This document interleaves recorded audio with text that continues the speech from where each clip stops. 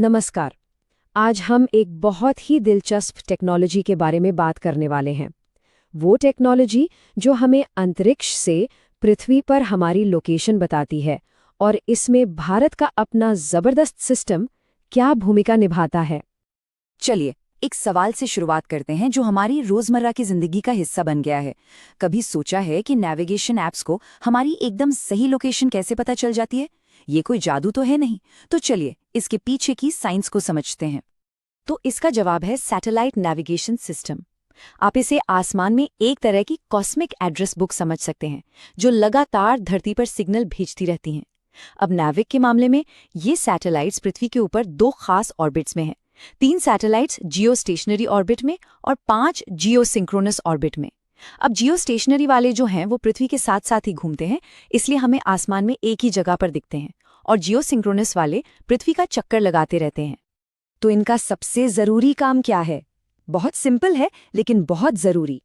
ज़मीन पर कोई भी चीज़, चाहे वो खड़ी हो या चल रही हो, उसकी एकदम सटीक लोकेशन की जानकारी देना। और बस यहीं से बात आती है भारत के अपने खुद के नेविगेशन सिस्टम की। चलिए आगे बढ़ते हैं और देखते हैं कि ये कैसे बना और कैसे काम करता है। तो भारत ने अपना खुद का एक सिस्टम बनाया।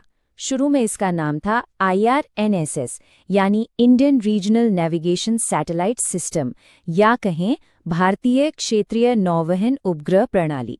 बाद में इसका एक ज्यादा आसान और ऑपरेशनल नाम रखा गया, नेविक। अब नेविक की जो पहुंच है वो वाकई में काफी जबरदस्त है। ये सिर्फ पूरे भारत को ही कवर नहीं करता, बल्कि हमारी सीमाओं के बाहर भी करीब 1500 किलोमीटर तक अपनी सर्विस देता है।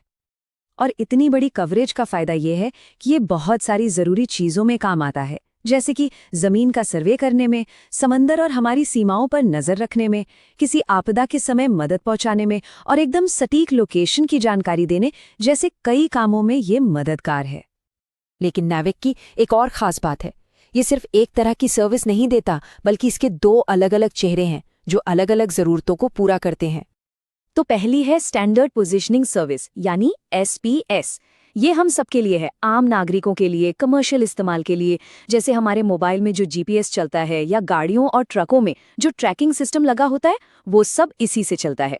और दूसरी तरफ है रेस्ट्रिक्टेड सर्विस, यानी RS। ये बहुत सिक्योर और इनकोडेड होती है, और इसका इस्तेमाल सिर्फ सरकार और हमारी सेना जैसे अधिकृत यूजर्स ही कर सकते हैं। तो जाहिर है इस रिस्ट्रिक्टेड सर्विस की स्ट्रेटेजिक वैल्यू बहुत ज़्यादा है। सोचिए कोई बड़ा रेस्क्यू ऑपरेशन हो या फिर सर्जिकल स्ट्राइक जैसा कोई मिलिट्री मिशन, ऐसी सिचुएशंस में एकदम सटीक और सुरक्षित ट्रैकिंग की ज़रूरत होती है, और ये सर्विस वही काम करती है। तो भारत की ये जो अपनी टेक्नोलॉजी है, इस पर पूरे दुनिया की नज़र है, और इसकी वजह से भारत आज उन गिने चुने देशों में शामिल हो गया है जिनके पास अपनी खुद की नेविगेशन टेक्नोलॉजी है।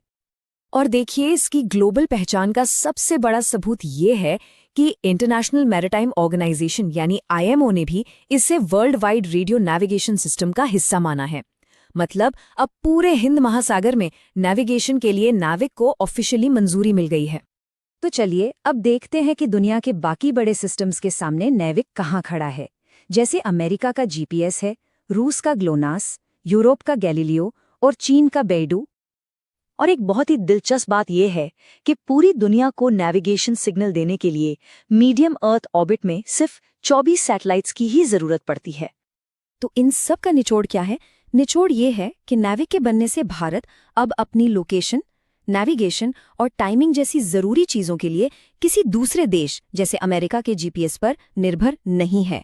और ये आत्मनिर्भरता स्ट्रेटेजिक तौर पर एक बहुत बहुत बड़ा कदम है। तो आखिर में एक सवाल जरूर उठता है कि जैसे जैसे टेक्नोलॉजी और तेजी से आगे बढ़ रही है, सैटेलाइट नेविगेशन का भविष्य कैसा होगा? हमें और कौन सी नई चीजें देखने को मिलेंगी?